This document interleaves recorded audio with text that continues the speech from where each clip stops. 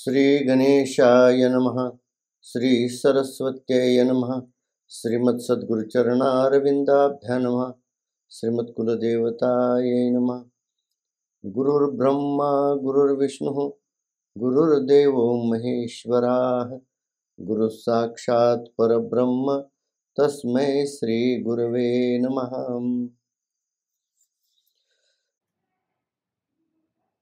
मी या ठिकाणी आता माझ्या देह संवर्धन आणि विज्ञान या पुस्तकाचा यामध्ये संपूर्ण देहाचं संघटन प्राकृतिक आणि वैज्ञानिक दृष्टीने कसं होतं हे मी संपूर्णतः या ठिकाणी सांगितलेलं आहे। त्यामुळं कारण हे जाणून घेण्यासाठी शरीर स्वास्थ्य मंत्र मी पहिल्यांदा प्रथम दिलेला आहे। प्रकृतीचे रहस्य आपले हाती स्वास्थ्य, प्राणायाम करे नित्य तो भोगी आरोग्य। खरं तर मनुष्य स्वतःच्या शारीरिक आरोग्याबाबत लापरवाह निष्काळजी असतो।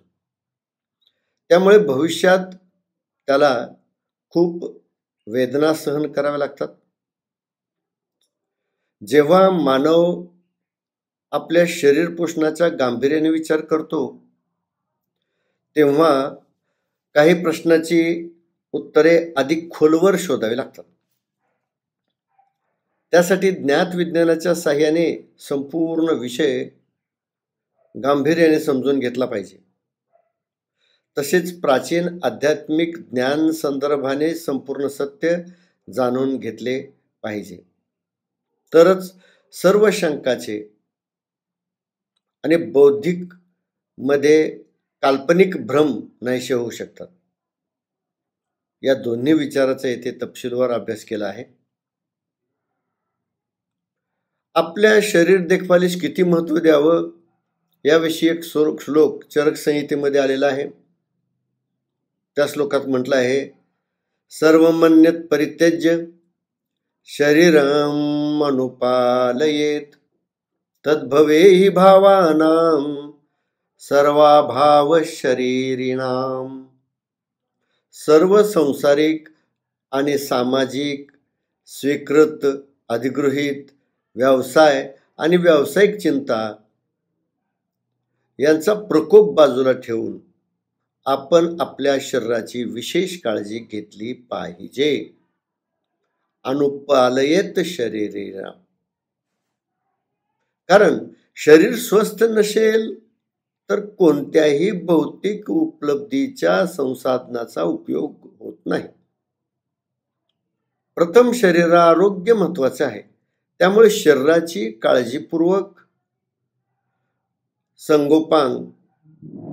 संगोपन करायला हवे, कारण ही एक महत्वाची जबाबदारी आहे।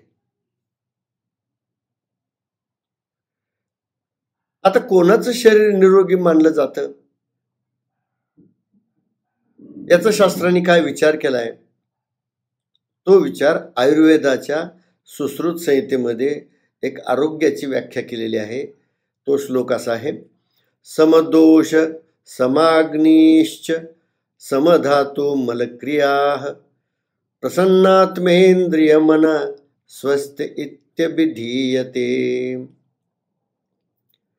शरीर निरोगी असेल तरच जीवन यशस्वी आणि आनंददायी मानले जाते। ज्याचे दोष वात कफ पित्त अग्नी म्हणजे जठराग्नी संतुलित असतील आणि रसादी सप्तधातू समस्थितीत राहतील, मलमूत्र शरीराबाहेर फेकण्याची प्रक्रिया व्यवस्थित चालेल, शरीरातील सर्व कार्य संतुलित योग्य पद्धतीने चालतील, तर मन इंद्रिय आणि आत्मा आनंदी राहतात। ती व्यक्ती खऱ्या अर्थाने निरोगी मानली जाते। रोगमुक्त शरीर, प्रसन्न मन आणि आत्मा तृप्त असेल तर शरीर मन आणि आत्मा यांना परमानंद मिळतो, तेव्हा मानवी जीवन यशस्वी होते। त्याचे धर्म, अर्थ, काम आणि मोक्ष चारही प्रकारच्या प्रयत्नाने आपलं साध्य ध्येय साध्य करायचे असते.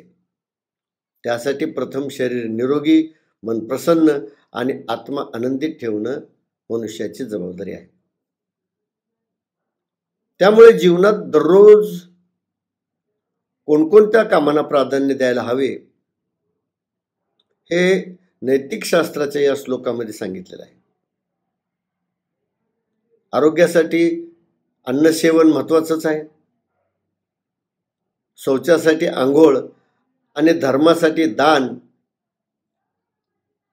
तसेच भक्तिभावाने हरिपूजन अत्यंत आवश्यक आहे. अन्य निरुपयोगी क्रियाकलाप सोडले पाहिजेत. नीतिशास्त्रानुसार अन्न, स्नान, दान आणि हरिभजन या 4 गोष्टी योग्य वेळी करणं बंधनकारक आहे. श्लोकात असं म्हणतात, शतं विहाय भोक्तव्यम सहस्रम स्नानमाचरेत, लक्षं विहाय दातव्यम कोटिं त्यक्त्वा हरिभजेत. 100 महत्वाची कामं जरी समोर उभी असली तरी ते डावलून वेळेवर भोजन करणं गरजेचं आहे. हजारो कामं सोडून बाहेरून शरीर स्वच्छतेसाठी दररोज स्नान करणं आवश्यक आहे.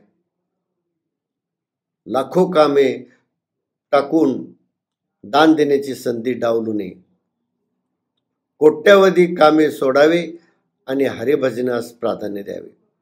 त्यामुळे भोजन, स्नान, दान आणि भजन या 4 प्रकारच्या नित्यनेमाचा नियम करावा. हरिस्मरण म्हणजे भजन, चिंतन, ज्याने आत्मा तृप्त होतो.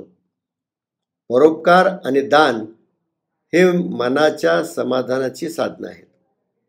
आंघोळ केल्याने शरीर शुद्ध होते आणि योग्य आहाराची निवड केल्याने शरीर आरोग्य आणि निरोगीपणा लाभतो. जन्मापासून मृत्यूपर्यंत मानवी भौतिक शरीराची वाटचाल कोणत्या मार्गाने होते? लहानपणापासून मानवाचे जीवन कोणत्या आश्रयाने चालते, कोणाच्या आश्रयाने चालते, तो कोणासोबत आयुष्य घालवतो, याची संपूर्ण माहिती या सोबतच्या तक्त्यामध्ये दिलेली आहे. ते प्रेक्षक या व्हिडिओला इथं पॉज करून सर्व पाहू शकतात की जन्मल्यापासून मनुष्य पहिली 12 वर्ष, त्यातली पहिली 4 वर्षे मातेवर पूर्ण अवलंबून असतो. त्यानंतर 4 ते 8 वर्षे पित्यावर आधारित असतो आणि 8 ते 12 पुन्हा गुरुकुलमध्ये त्याला विद्यार्जनासाठी जावं लागतं. तसेच पुढं किशोरावस्था, पौगंडावस्था, कुमारावस्था, युवावस्था, तरुणावस्था, वृद्धावस्था, जरावस्था आणि नंतर शेवटी जर्जरावस्था यांचे आश्रयस्थान आणि त्याला लागलेली पूर्ण व्याधी संस्कारस्थान संपूर्ण मी या ठिकाणी तक्त्यामध्ये दिलेलं आहे. शरीराची प्राकृत रचना कशी होते? पुष्कळ विचार केल्यावर सर्व विद्वानाचे एकमत झाले की प्राकृत देहसंच त्रिस्तरीय रचना आहे. म्हणजे आपला देह जो तयार होतो या त्रिविध प्रकारच्या विलेपनाने तयार होतो. त्यातलं पहिलं आवरण आहे ते म्हणजे कारणांग आहे आणि दुसरे आवरण आहे सूक्ष्म लिंगदेह आहे आणि तिसऱ्या आवरणामध्ये स्थूल भौतिक शरीर तयार होतं. अगोदरची म्हणजे कारणांग आणि सूक्ष्मलिंग हे 2 लिंगदेहाचे आरोग्य पूर्णतः प्रकृतीच्या नियंत्रणात असते, कारण प्रकृतीच याची जोपासना करते. परंतु बाह्यव्रत तृतीय आवरण जे आहे ते सशक्त स्थूल शरीर हळूहळू आपण सेवन केलेल्याच आहारामुळं रोगग्रस्त होते. त्याच उद्देशाने संतांनी उद्विग्न विद्वानी केलेले आहेत की बाबा हे जे भोग आहेत हे बऱ्याच वेळेस आपल्याला कसे आणि कोणत्या कारणाने भोगावं लागतात हे आपल्याला कळत नाही. त्यामुळं ते म्हणतात भोगतो न घडे संचिता वाचुने. अशा वेळेस हे लक्षात ठेवा की आपण आपल्याला समोर भोगण्यासाठी उपलब्ध झालेला जो भोग आहे, जो त्रास आहे, जे दुःख आहे, जे परिणाम आहे, ते केवळ संचित कर्माच्या आधारावरच आपल्या समोर आलेले असतात. आपणच पूर्वी त्याची पेरणी, त्याची जोपासना केलेली असते. शारीरिक भोग स्वतःच्या पूर्वकंस म्हणून संतांनी पूर्व कर्माशी जोडलेले आहे. त्यामुळे वर्तमान भोग हा भूतकालीन चुकीच्या काही कृत्याचा परिणाम आहे. तुकाराम महाराज आणखीन एका ठिकाणी म्हणतात की भोगे रोगा जोडून या दिले अनिका. म्हणजे आपण जो भोग स्वीकारतो, जो घेतो, म्हणजे पंचेंद्रियामार्फत असू द्या, कानाने काय ऐकतो, डोळ्याने काय पाहतो, मुखाने काय सेवन करतो, या सर्व गोष्टीच्या भोगातूनच आपल्या शरीरात अनेक प्रकारच्या रोगांना संपर्कात आणलं येतात. त्यांच्यामुळंच हे रोग आपल्या ठिकाणी प्रतिपादित होतात. एकनाथ महाराज पण एका ठिकाणी म्हणतात की पाहता रस उत्तम दिसत, भीतरी रोगाचे गळ गुप्त. वरवर आपल्याला रोजचे रोज दैनंदिन उपभोग घेताना आपल्याला वाटतं वा छान आहे, सगळ्यात चांगलं आहे, आनंदाने आपण त्याचं सेवन करतो आणि हेच सुख आहे असं वाटतं. पण त्याच सुखाच्या भोगामधून मध्ये गुप्त गळ दडलेले आहेत आणि जे आपल्याला नंतर फाशात पाडतात आणि मग या रोग नावाच्या दानवाला आपल्या शरीरामध्ये उत्पन्न करतात. आणि याच भोगामुळं प्राणघातक असाध्य रोग तयार होतात. शरीर पोषणासाठी दिवसेंदिवस जे अन्न आपण स्वीकारतो तेच अन्न हळूहळू शरीराला रोगग्रस्त बनवते. नैसर्गिक नियमानुसार शरीराला कार्यरत ठेवण्यासाठी अन्नाची आवश्यकता आहे, परंतु हानिकारक असाध्य रोगापासून शरीराचे संरक्षण कसं करायचं? एका बाजूला आपल्याला अन्न ग्रहण करणं अपरिहार्य आहे, दुसऱ्या बाजूला याच अन्नाच्या सेवनामधून रोगाची उत्पत्ती होते. या दुधारी परिस्थितीवर उपाय काय असतो? शरीरात निर्माण होणाऱ्या अनिष्ट रोगाच्या निवारणार्थ वैयक्तिक पातळीवर काही प्रमाणात आपण प्रयत्न करू शकतो की नाही? आपल्याला काय प्रयत्न करता येतात का रोगाचं निवारण करण्यासाठी, हे रोग होऊ नये याची काळजी घेण्यासाठी? हा प्रश्न माणसाला वारंवार सतावत असतो. भविष्यात होणारे रोग टाळण्यासाठी स्वतःला स्वप्रकृतीचे संरक्षण करण्यासाठी काही प्रयत्न करणे निश्चित शक्य आहे की नाही, या प्रश्नाचे उत्तर शोधणंच खरोखर या पुस्तकाचा मुख्य उद्देश आहे आणि या यूट्यूबच्या सिरीजचा सुद्धा उद्देश आहे. मी याच्यासाठीच आपल्या समोर येत आहे आणि रोज नियमितपणे ह्या सिरीजला मी आपल्यासमोर प्रक्षेपित करत आहे. श्रोत्यांनी या सिरीजचा सखोलपणे गांभीर्यपणे ऐकावं आणि त्याच्यावर विचार करावा, कारण या पुस्तकात मांडलेल्या सर्व मताचा विचार करणं गरजेचं आहे. जो व्यक्ती शरीर आरोग्याबाबत जागरूक असेल त्यांनी हे सिरीज, यूट्यूब सिरीज सखोलपणे समजून घ्यावी. आणि अन्यथा निद्राधीन व्यक्तीचे आयुष्य केवळ झोपेतच निघून जाते आणि मृत्यू केव्हा येईल हे कळत नाही. परंतु हे कळण्यासाठी एक अभ्यास प्रक्रिया आहे. कोणताही विषय समजून घेण्याचा एक निश्चित मार्ग असतो. अभ्यास, चिंतन, आत्मज्ञान आणि अथक तपश्चर्येतून परिपक्व विचारमंथन करून चहुअंगाचे सार लक्षात घेऊन काही निर्णायक तत्वे सिद्ध करावी लागतात. अभ्यास करायचा झाला तर अभ्यासाचा मुख्य मुद्दा म्हणजे प्रकृतीने हे स्थूल शरीर जिवंत कसे निर्माण केले. या प्राकृत क्षेत्रीय जत्रेत प्रवेशणारा आद्य अंश भाग आत्माच प्राकृत पंचमहातत्वाचे बाह्य पदर पांघरून येथे कसा आणि कशासाठी येतो आणि येथे येऊन आत्मा अज्ञानी निर्जीव का बनतो?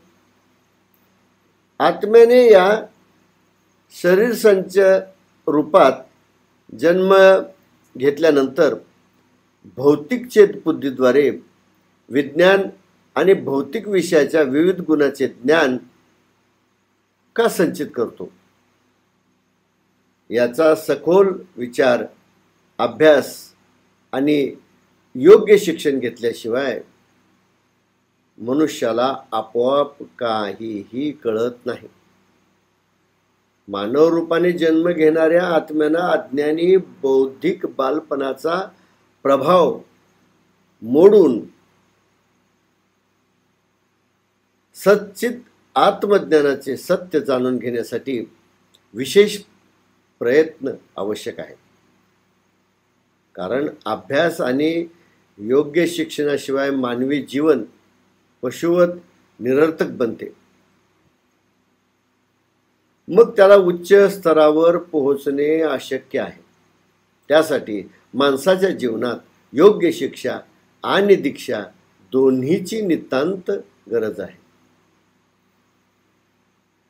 केलेल्या अभ्यासाचं चिंतन करणे म्हणजे प्रारंभी गुरुच्या सानिध्यात अभ्यासलेल्या विषयाचे चिंतन मनन केल्याशिवाय ध्यानात काहीही राहत नाही.